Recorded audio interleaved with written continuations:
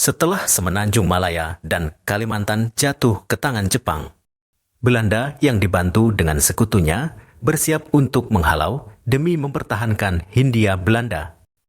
Mereka membentuk satuan gugus kapal gabungan yang menjadi ujung tombak penentu nasib Hindia Belanda.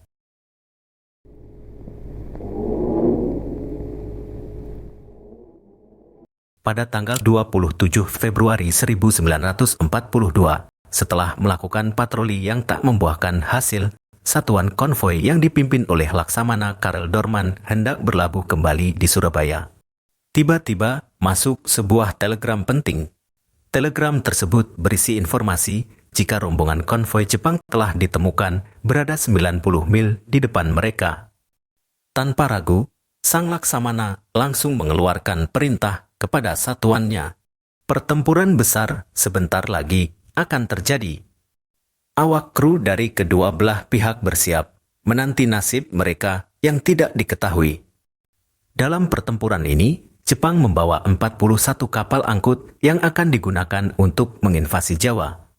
Mereka dilindungi oleh sebuah satuan yang berkekuatan 4 kapal penjelajah, 8 kapal perusak, dan 4 kapal penyapu ranjau. Sedangkan armada sekutu berisikan 5 kapal penjelajah ringan dan 9 kapal perusak. Pada pukul 16 lewat, kapal perusak Inggris HMS Electra berhasil menemukan armada Jepang yang berada 48 km di sebelah barat laut Surabaya. Segera seluruh kapal menaikkan kecepatannya. Setelah sekutu berada di jarak sekitar 25 km, armada Jepang langsung mulai menembak. Laksamana Dorman lalu memerintahkan konvoi untuk berbelok ke arah barat agar posisi kapal dapat sejajar dengan Jepang.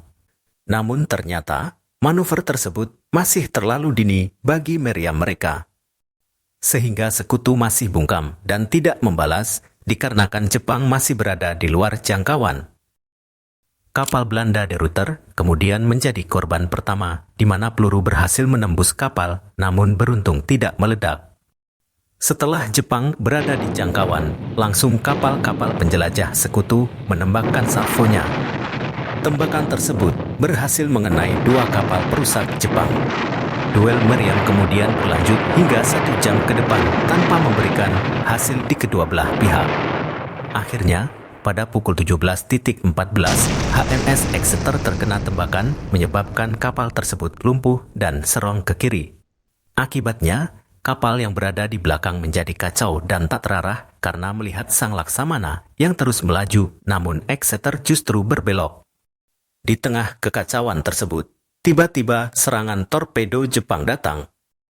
Dengan cepat torpedo menghantam kapal perusak Kortenair Belanda yang membuatnya meledak dan terbelah 2. Lalu kapal perusak Inggris HMS Electra pada saat kekacauan itu berhasil menembus suatu tabir asap.